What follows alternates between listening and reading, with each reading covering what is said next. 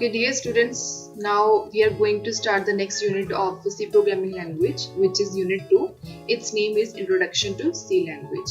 And it's in this unit we will learn about the origin and development of C. As the history of C language is very interesting, and basically C programming language was developed in 1972 by Dennis Ritchie at the Bell Laboratories, and this laboratory is located in the USA.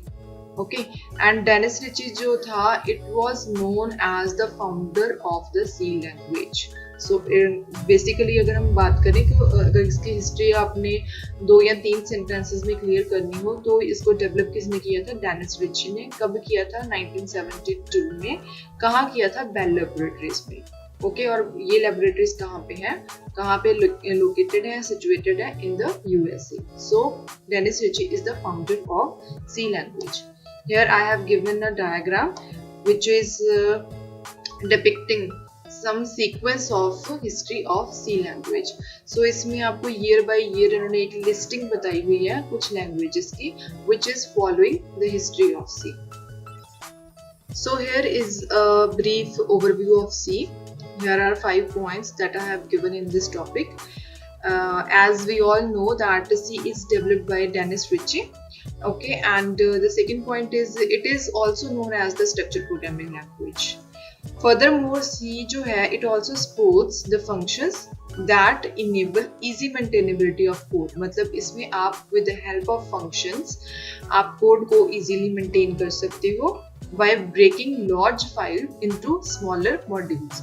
अगर आप अपनी large size की जो files हैं उनको छोटे छोटे modules में divide कर लेते हो तो उनको maintain करना, उनको debug करना और उनको interpret करना जो है वो काफ़ी easy हो जाता है. And the next point is commands in C provides easy readability. Okay, जो इसके अंदर commands use की जाती हैं वो उसकी help से क्या होता है, इसके कोड को read करना जो है वो काफ़ी easy task हो जाता है. And apart from it, C is also known as a powerful language because it is considered to be as the base for all the high level languages. So in C language, it is very important to know about the concept of a compiler. Now, what is the compiler?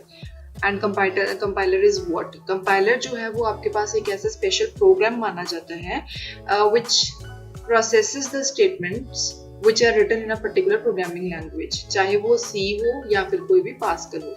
मतलब कि compiler जो है किसी भी एक language की जो लिखी हुई स्टेटमेंट्स होती हैं, रिटन स्टेटमेंट्स होती हैं, उनको एक्सेप्ट करता है एंड आगे फर्दर उनको किन में कन्वर्ट कर देता है? मशीन लैंग्वेज में या मशीन कोड में, which are directly executable by the computer processor. So it is the role of a compiler in C language. Here I have given a diagram which is simplifying the working of compiler. Like जैसे left side पे आपके पास एक programme right किया हुआ है जिसको हमने samp.c के नेम से सेव किया है. अब उस प्रोग्राम की इंस्ट्रक्शंस को C का कंपाइलर उठाएगा, उनको एक्सेप्ट करेगा, आगे फर्दर उनको प्रोसेस करने के बाद किस फॉर्म में कन्वर्ट करेगा? .exe मतलब कि एग्जीक्यूटेबल इमेज. एंड ये जो एग्जीक्यूटेबल इमेज है इसको आगे फर्दर जो आपका प्रोसेसर है वो डायरेक्टली इसको एग्जीक्यूट करेगा और इसकी आउटपुट जो है वो जनरेट करवा दी जाती है. So this is the role of a compiler which takes the statements which are written in a particular language. C compiler accepts them and converts them into machine level language or machine code which are directly executable and which are very easy to execute. So this is the purpose of a compiler. After compiler, here is the concept of an interpreter, which is playing very important role in the C programming language. So interpreter is what? It is also a computer program that is used to directly execute program instructions written using one of the many high-level programming languages. So यहाँ पे भी एक interpreter का भी role क्या होता है कि कोई भी हाई लेवल की जो प्रोग्रामिंग लैंग्वेजेस होती है उनको एग्जीक्यूट करना, आगे फर्दर उनकी आउटपुट जनरेट करना, ये किसका काम होता है? इंटरप्रेटर का.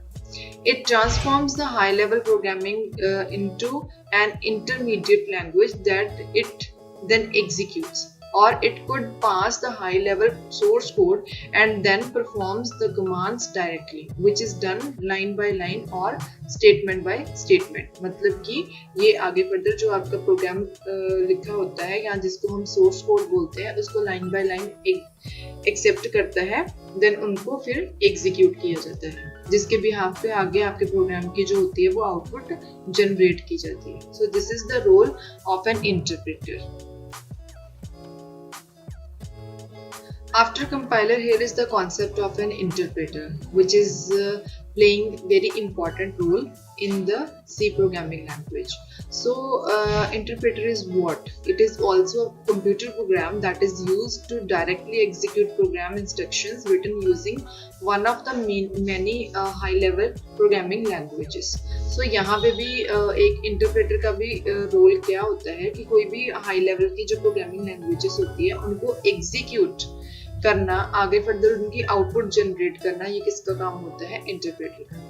It transforms the high level programming into an intermediate language that it then executes, or it could pass the high level source code and then performs the commands directly, which is done line by line or statement by statement. मतलब कि ये आगे further जो आपका programme लिखा होता है या जिसको हम सोर्स कोड बोलते हैं उसको लाइन बाय लाइन एक्सेप्ट करता है, देन उनको फिर एग्जीक्यूट किया जाता है, जिसके बिहाफ पे आगे आपके प्रोग्राम की जो होती है वो आउटपुट जनरेट की जाती है. So this is the role of an interpreter.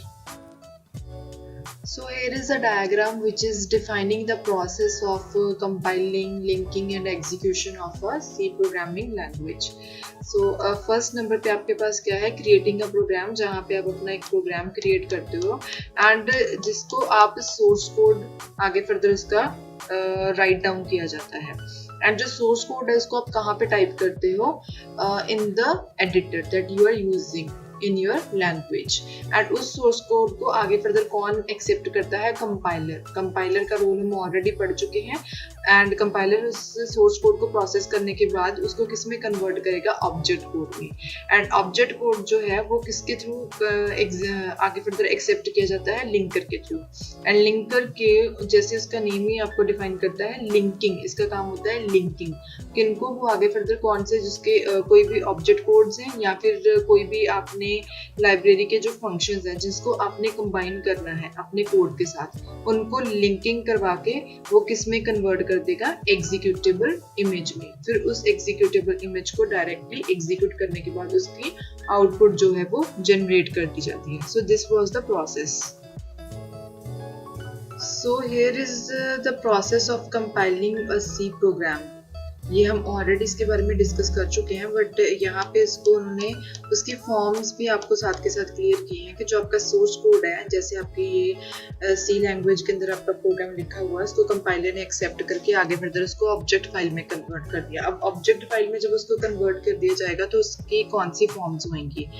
ये सारी फॉर्म्स है बिट्स की, जहाँ पे उसमें जीरोस एंड वंस भी कंटेन है. आगे फर्दर लिंकर इस ऑब्जेक्ट फाइल को एक्सेप्ट करेगा एंड उसको किसमें ट्रांसलेट कर देगा? एग्जीक्यूटेबल फाइल में. अब यहाँ पे जो आपके लाइब्रेरी रेफरेंसेस जो प्रोग्राम थे उनको भी आगे फर्दर उन्होंने बाइनरी की फॉर्म में कन्वर्ट कर दिया हुआ है, ट्रांसलेट कर दिया हुआ है.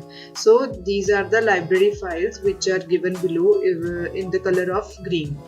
So this was the diagram which is simplifying the process of compiling. And here is an interface of Turbo C. आपको अगर प्रैक्टिकल जब आप इसका परफॉर्म करोगे तो आपके पास एक ऐसा ही डायग्राम, एक ऐसा ही इंटरफेस आपको मिलेगा. ये जो होता है आपके पास एक टेक्स्ट एडिटर होता है, किस चीज़ का? टर्बो सी का. तो इसके अकॉर्डिंगली आप अपना जो प्रोग्राम है उसको सोर्स कोडिंग उसकी की जाती है यहाँ पे. और ये जो ऊपर आपको एक बटन दिखाया हुआ है कंपाइल नाम का, तो कंपाइल का मतलब क्या है? आप किसकी कंपाइलिंग, जब आप यहाँ पे क्लिक करते हो तो आपका प्रोग्राम की जो कंपाइलेशन है वो स्टार्ट हो जाती है. ठीक है. एंड आगे फर्दर इसकी कंपाइलेशन के बाद क्या होता है? जैसे किसी कंपाइलिंग हो रही है तो लेट सपोज इसमें कोई एरर जनरेट होती है, तो एरर अगर आपकी जनरेट हुएगी भी तो उसकी डिपिक्शन आपको ऐसे कंपाइलर के थ्रू यहाँ पे मेंशन कर दी जाएगी कि कौन सी एरर्स हैं, कितनी एरर्स हैं, उनको आपने कैसे डिटेक्ट करना है और कौन से लाइन नंबर के. So this was the end of this unit, which was Unit 2, Introduction to C Language. I hope all the topics are clearly defined in this unit. Thank you so much.